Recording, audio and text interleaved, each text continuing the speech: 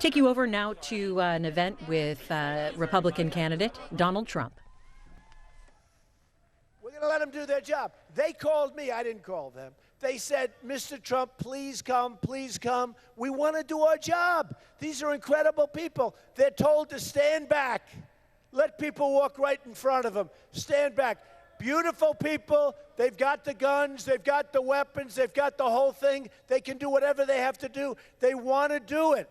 And they're told to stand back. People walk in.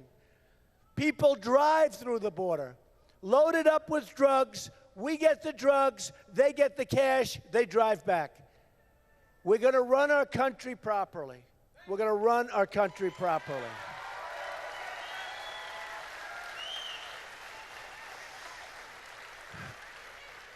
Obamacare is a disaster.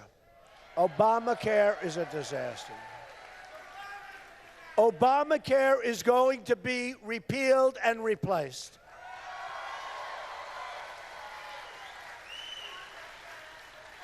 A big part of the problem we have, the people I'm running against and others, politicians in other words, they get funds, so much money. Jeb Bush gets $150 million. Gone. It's wasted. You could take it, and there's a window in here someplace. Throw it out that window right there, and it's going to do the same amount of good as what that money did. Other than these guys that work for him took commissions and made a fortune. This campaign stuff is unbelievable. They took money and spent it so fast because the guys that are spending that money are getting 10%, 15%, and maybe even 20%. So they're spending. I'm saying, why are they doing so many commercials on me? You know why? Because they get paid commissions to do commercials on me. Not even Jeb. Poor Jeb he probably doesn't even know this happens, okay? Guy doesn't have a clue. This guy doesn't have a clue. But they spend the money so fast because the guys that are in charge, the people that buy the ad, the managers, all these guys are making a fortune. They had one case that was in the Los Angeles Times where a certain candidate raised $6 million. Very impressive, right? After the commissions and after all of the money went by, out of the $6 million, how much was left? $140,000. $140,000, okay? $6 million they raised, $140,000 was left. This is a crooked business, folks. This is a crooked business. So here's the story. I'm self-funding my campaign. Good? All right? Self-funded. I'm putting my own money in. And I guess by the end of this month, I'm going to have like $25 million in this thing. I'll tell you what. I spent in New Hampshire $3 million. Jeb Bush spent $47 million. I ended up in first place with a landslide. Jeb Bush was toward the bottom of the pack.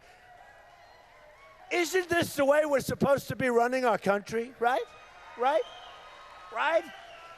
You know, in the school stuff, so out of the top 30 in the world, meaning 30 countries, we're number one in cost per pupil by far, right? Number one. So high that number two doesn't even exist. You have Norway, Denmark, Sweden, China. These are the best countries in terms of education, right? These are ranked the top 4 or 5. Great countries, great education. They spend a fraction of what we do. We're number 30 out of 30. So we're number 30, and yet we're number one in money spent by far. I'm telling you, the difference is between 1 and 2 is number 2 is so far away you can't even see it. We got to change, all right? We got to change. We got to do like my campaign. I spent the least and I have the best result. We got to do that. No, just got to do it. We got to do it. We got to do it. So you look at it, and it's so much. I mean, it's so much. There's so many things we can do. Here's another thing. Recently, a doctor comes up to me. Good guy, smart guy. Although he's going to leave the profession, he said he has more under Obamacare. He has more nurses. Think of it. In terms of nurses, more nurses than he ever had because he got bigger. But now he's got more accountants than he has nurses. He said, this never happened to me before. It's so complicated, it's so bad, you know it's going to die of its own volition. It's going to die in 17, unless the Republicans bail him out. They're constantly bailing Obama out, all right? It's going to die. But this guy comes up, good guy, good doctor, highly respected. He said, you know, Donald, the drug industry, pharmaceuticals, we're the largest purchaser of drugs in the world, the United States, by far. We don't bid. I said, what are you talking about, we don't bid? We don't bid the cost of drugs. We don't bid it out. If we bid it out, we would save approximately $300 billion, okay? $300 billion. So my friend said, why is that? At first, it took me about 20 seconds to say, really, we don't? But then as soon as I did it, I realized why. Because the politicians that I'm running against and others are getting tremendous campaign contributions from the pharmaceutical industry, the drug industry. And they don't want to have bidding. If we did a favored nations clause, just forget about bidding. Whatever that company pays for certain medicine, the United States pays the lowest price of any company buying during that year period or 2-year period. You pay the lowest price. Remember, favored nations. And I'd say lowest price less 10%, right? We're a huge buyer. Okay, I'm being nice when I say 10%. We would save $300 billion. We don't do it because these guys are all getting money. Woody Johnson is the head of Johnson & Johnson, is the head of Bush's fundraisers. He's the campaign chairman. No, think of it.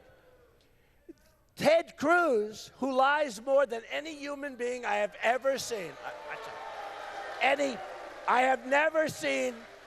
have never seen any human being lie. Look what he did to Ben Carson. Look what he did with this crazy voter violation form. Ted Cruz, he lies more than any human being. Now, Ted Cruz, take a look at who's giving him the money. The oil industry, Wall Street. He puts down on his form no loans. He doesn't put down the loans. He doesn't put down the banks because he's telling all the people that he's Robin Hood. He's going to protect them from Wall Street, big bad Wall Street. He's going to protect them. He doesn't say that he has $1 million loan with Goldman Sachs. He doesn't talk about it. He doesn't say that the interest rate on that loan is practically nothing. You would like to have it, believe me. You would like to have it. These people, I mean, it's all of them. It's not just Ted Cruz, it's all of them. And the reason our country is messed up, one of the big reasons, is the fact that they're all taken care of by every industry. Whether it's the automobile industry, you want to bring Ford back from Mexico, they'll tell you why you can't bring Ford back, because they get campaign contributions, they can't bring Ford back. You're right. He's right. Okay, now look, so I'm self-funding. When I want to bring somebody back, I bring them back. Nobody's going to call me and say, you can't do it. Let me give you an example. So the other day, I'm watching television, and I see somebody with the cell phone, the crazy cell phones where you watch. I'm watching television, and I see Carrier. I buy air conditioners from Carrier and many others. I won't buy any more from Carrier, by the way. And they're firing everybody from Carrier, 1,400 people, great jobs. They've been there for many years. They're firing these people. Why? Because they're moving to Mexico. Oh, great, great. How does that help us? How does it help us? They're moving to Mexico. They're going to make air conditioners in Mexico. They're going to sell them on the border. They're going to sell them, boom. They're going to sell them to the United States. We get nothing. We lose our jobs. We close our factories. Mexico gets all of the work. We get nothing. Now, you probably heard some of these really not smart people say, Donald Trump is not a true conservative. He is not a conservative. I'm very conservative. I'm the most conservative person in the world on the border. I'm the most conservative person in the world with respect to getting rid of Common Core. I'm the most conservative person in the world with getting rid of Obamacare. I'm the most conservative person in the world having to do with our military and rebuilding our military and taking care of our vets.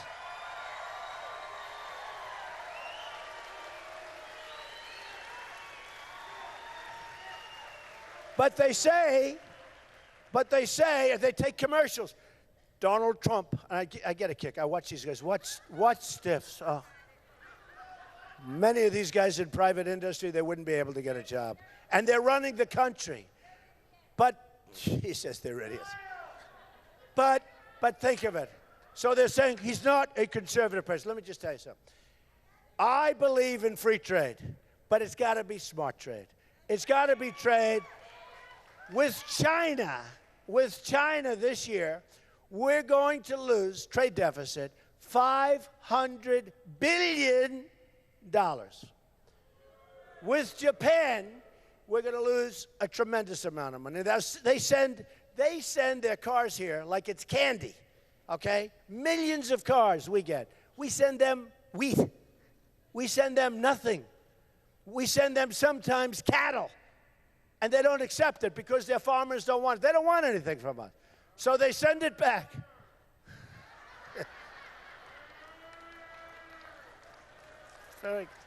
That's right.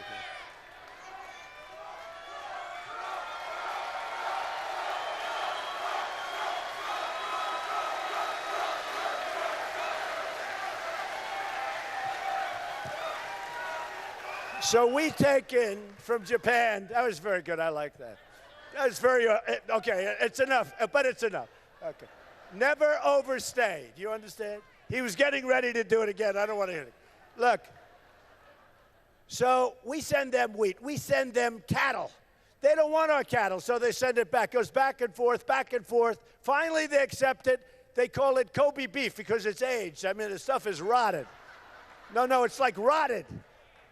So because it's aged, it's decaying, it's disgusting, they call it Kobe beef, and they charge you 10 times more for it. You tell me they're not smart? That's Japan. Japan is killing us. Komatsu, look at what they're doing to Caterpillar. A friend of mine is an excavator. He buys excavating equipment, right? He goes out and he buys excavating equipment. I say, what are you doing? You're not buying Caterpillar. I can't.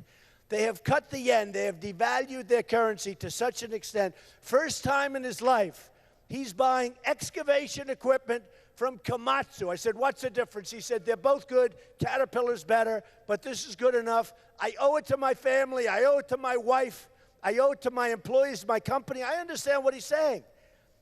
They've devalued their currency. Take a look at Caterpillar stock. Take a look at what's happening to Caterpillar. It's happening to all of us.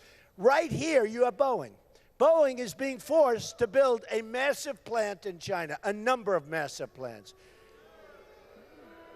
Folks, let me just tell you something. Unless I'm president, you watch what happens. Won't happen with me because I know the game better than any human being that's ever lived. Nobody knows it better. Nobody. Unless I'm president, within a few years, they're going to make all their planes in China. They're going to devalue their currency even more. They're the kings of devaluation. Nobody knows currency manipulation better than China. Nobody, okay? And all of a sudden, you're going to say, you know, our nice new plant, we're not doing any planes. Then they're going to start doing the layoffs, and here we go again. We've got to get smart on trade. Now, when I came down the escalator at Trump Tower, and I went all in front of these people, I came down that escalator. Let me just tell you something. It started with trade, and it started with the border. And then they had that horrible incident in France, in Paris. And all of a sudden, the border became more important. And CNN did polls, and it said, they love us, Trump. They love Trump for the military because he's the toughest on the border. Sheriff Joe, you know Joe Arpaio. Sheriff Joe endorsed me. When Sheriff Joe endorses you, you're the toughest on the border.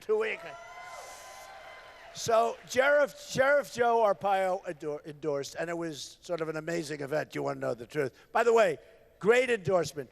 Jerry Falwell Jr., unbelievable, Liberty University. Jerry sees every single candidate come through Liberty University. Every candidate goes through Liberty University. He endorsed Donald Trump. I want to tell you, that was a great honor. Sarah Palin. Everybody wants Sarah's endorsement. A great woman and I'll tell you what, that is a great person, endorsed Donald Trump. So, we're going to have the borders and we're going to have our trade. When we started, I talked about borders. I talked about trade. I'm really good at the trade. I'm really good at the borders. When Paris happened, everybody started saying, we want Trump. The polls came in 60%, 70%, 72%. This is 72% with 17 people running. Now we're down to 6. We got rid of all these people. It's so great. It's so great. But we had 60%, 70%. So in terms of the military, in terms of the border, in terms of all of these things, the economy, I expect. But everything was Trump, Trump, Trump, except for personality. I didn't do as well on personality. It's true. It's true. And you know what? It's true. Personality was a little lower than the economy. But if you had your choice of having somebody with a wonderful personality but was bad on jobs, bad on the economy, bad on security, bad on the border, bad on the wall, I'll take the guy with the wall. I'll take the guy with the economy, okay? Believe me.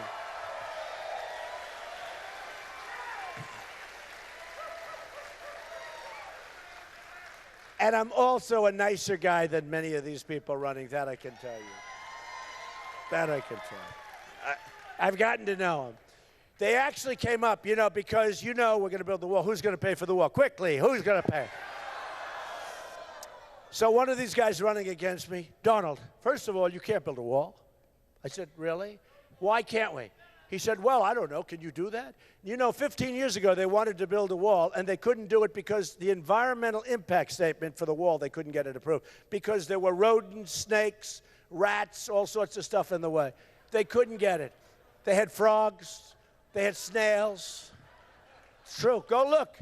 They couldn't get an environmental impact statement approved. Oh, I'm so good at environmental impact statements. Now you have South China Sea. You have China building a massive fortress with massive, massive runways for the biggest military planes in the world. And they've got those excavators. They're not caterpillars, by the way, I have to tell you. And they're digging and they're taking and they're ripping the hell out of that ocean. They're ripping it and ripping and rip. And they're building an island in the South China Sea. And that's going to be a military fortress. And they're not supposed to be doing that, but they have absolutely no respect for our president. They have no respect for our country, so they're doing it. And I said to a friend of mine from China, because actually I do a lot of business with China. They're fine to do business with. I make a lot of money with China. It's very good. If you know what you're doing, you can make a fortune with China. They buy my apartments. I have the biggest bank in the world in one of my buildings in Manhattan in China. Biggest bank in the world, 400 million customers. Think of that. That's more than the people we have in this country. 400 million customers, biggest bank in the world. But I do business with China. So I said to my friend jokingly, I said, when you started excavation, you're building that tremendous island in the middle of the South China Sea. Did you get an environmental impact statement? He said, actually, Donald, no. They came up with the idea on Friday at 4 o'clock, and they started excavation on Saturday morning, okay? True. He said that. He said they came up with it. They started excavation about 3. I mean, we're dealing in a different world, folks. During the debate, the second debate, I love the last debate. Some people said he was too rough. Me. I mean, that's better than some of the others that are too weak. But they said Donald was, and others. But I have to say, Drudge, who's an amazing guy, Drudge does a poll, Time Magazine. I won every single poll for the debate, right? But no, some people said it wasn't my best. I was too tough. But I got like 7 people coming at me from every side. Am I supposed to be nice? That's the problem with our country. We're too nice. They say tone. Hillary Clinton said, I don't like Donald Trump's tone. I don't like his tone. They're chopping off heads in the Middle East of our people. They're chopping off heads of Christians. They're chopping off heads of everybody. They're drowning people 30 at a time in cages. And she goes, I don't like his tone. So they asked Ted Cruz, who's standing right here. I was always in the center, by the way. He's here, another one's here. I've been in the center every single debate. Nice, right? It's called, no, not easy. Somebody said, that's amazing. Every single debate. I heard Ted's a good debater. I said, he is a good debater, but he can't talk, okay? Bad talker. He's a good debater, bad talker. So he's over here. They asked him about waterboarding. They said, Senator Cruz, what do you think of waterboarding? Oh, I don't want to talk about it. You know, he didn't want to talk about waterboarding because too controversial. And I'm saying to myself, they're chopping off heads. He doesn't want to talk about waterboarding. Then they look at me and they say, what do you think about waterboarding? Now, I didn't poll it. You know, I have more money than all of them put together 25 times, but I don't need a pollster. You know what? These guys do my polling for me. The networks, every day they come out with a new poll. What do you think of Donald Trump's hair? What do you think of his this? What do you think of his that? I mean, I learned more about myself. What do I have to spend money? They spend millions of dollars, the networks, on polling. 2 minutes after it comes out, I get things this thick, things I never even knew about myself. Then they say, how much do you pay your pollster? You get them for free. They do it for free. They say, how much do you pay your pollster, Mr. Trump? I say, nothing. I don't have a pollster. The networks are my pollsters. Every day I get a new poll. I have so much. I'm so busy I can't read them anyway, but I've learned a lot. These guys they spend hundreds of thousands of dollars a month. So Ted Cruz couldn't poll it. So he didn't know how to answer the question. He was mumbling and bumbling, and he goes, well, it's waterboarding. Well, you know, he's thinking it's going to be terrible to say I'm in favor of waterboarding, meaning he's in favor of waterboarding. So he goes, well, I'd like to, you got to see it. You got to see it. Then they say, Mr. Trump. Now I'm thinking to myself, they chop off heads. Not since medieval time, James Foley. Not since medieval times do they chop off heads. Chop off heads. Who the hell ever heard of this? We're in now the worst period of maybe ever. Medieval times, boom. I loved history when I was in high school. And I'd read about medieval times, boom, boom, chop off heads. When was the last time you heard about chopping off heads? Now they chop off heads. Okay, so now they look at me. Mr. Trump, how do you feel about waterboarding? They think I'm going to say, oh, it's a terrible thing. It's so horrible. It's so mean. It's so terrible. In fact, it's supposed to be, you know, the big question is it torture or not? In other words, it's so borderline. It's like your minimal torture. So they said, Mr. Trump, I'd like you to answer the question, how do you feel about waterboarding? I said, I feel great about it. I feel great. I said, I feel great. And then I said something that got me in a minor bit of trouble because it wasn't politically correct. I said, but I think we should go much, much, much further than waterboarding. I said, we have an enemy in the Middle East, ISIS and others, that are chopping off people's head and drowning people in steel cages. They leave them under there for 40 minutes and they pull it up, right? Can you imagine these people when they sit around at night eating whatever they're eating and talking, and they're talking about the United States, that they're actually worried about waterboarding as being a little bit cruel, and these people chop off heads? They must think we are the dumbest and the weakest and the stupidest people on earth. On earth. On earth. You know, I read a story. It's a terrible story, but I'll tell you. Should I tell you or should I not? Early in the century, last century, General Pershing, did you ever hear? Rough guy. And they had a terrorism problem. And there's a whole thing with swine and animals and pigs, and you know the story, okay? They don't like that. And they were having a tremendous problem with terrorism. And by the way, this is something you can read in the history books. Not a lot of history books because they don't like teaching this. And General Pershing was a rough guy. And he sits on his horse and he's very astute, like a ramrod, right? And the year was early 1900s. And this was a terrible problem. They were having terrorism problems just like we do. And he caught 50 terrorists who did tremendous damage and killed many people. And he took the 50 terrorists, and he took 50 men, and he dipped 50 bullets in pig's blood. You heard that, right?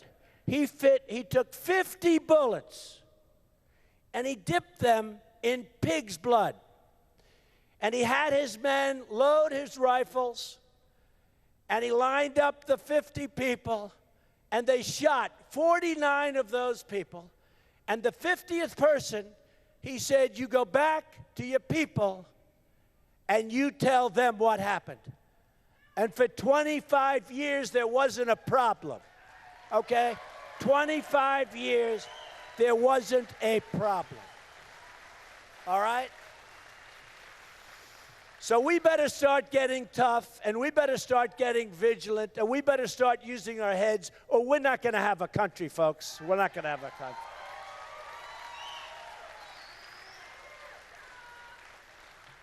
So, what? It is. I love this country. That's why I'm doing this. I love this country. We want to keep this country.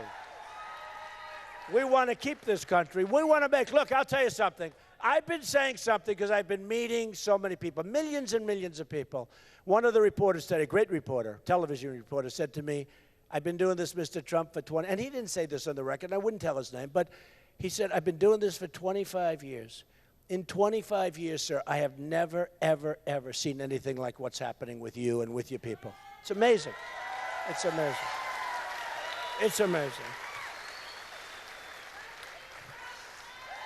And a great compliment. And I'm the messenger. We're all together. And we're all together. And honestly, when you go to Dallas or when you go to Oklahoma, when you go to New Hampshire, when you go to Iowa, when you go to New York, to any place, the people are unbelievable. And I've been saying this for the last 2 or 3 weeks. When I say make America great again, I'm adding now, and we can make America great again, but I think we can make America greater than ever before. Greater than ever before. We have such incredible potential. No, we have such incredible potential. And I want to see the day when Apple makes its product on our land, not over in China. Because I'm bringing our jobs back from China, folks. We're going to bring them back.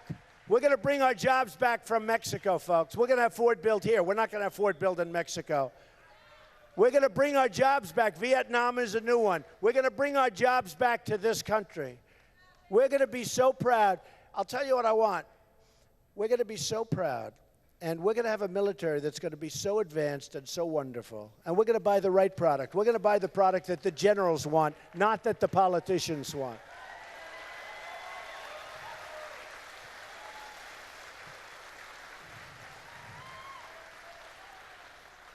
And you're going to remember this evening, and you're going to say in 2 years or 3 years or 4 years or 1 year, but you're going to say that I was there for an evening where Donald Trump, representing all of us, made a speech, and I voted for Donald Trump the next day. And our country...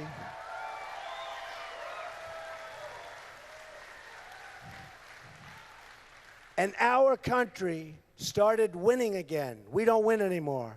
Our country started winning again. We started winning with our military. We can't beat ISIS, folks. We can't beat ISIS. We won with our military. We'll knock the hell out of them. We won with our veterans. We're going to take care of our veterans.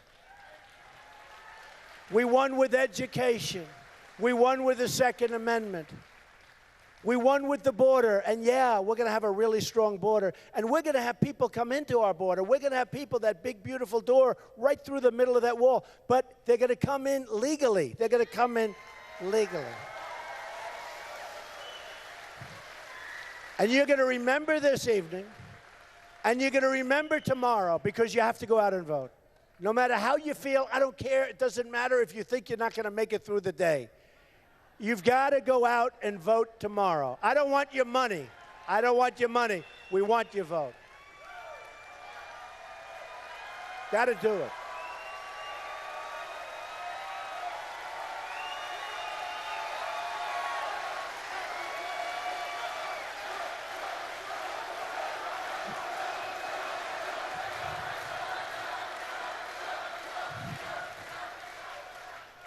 And you're going to say to yourselves, that was one of the great evenings and one of the great days of your lives, because we're going to make you so proud of your country. You're going to be very proud of your president, but you're going to be so proud of your president. You're going to be so proud of your president, but you're going to be so proud of your country, because we're going to start winning, winning, winning again. We're going to become the smart country, not the country that makes an Iran deal where we give them $150 billion. We're going to become the smart country, and we're going to become a truly, truly great country again. I love you folks. We're going to start winning. We're going to win, win, win. And we're going to make America great again. Thank you, everybody. I love you.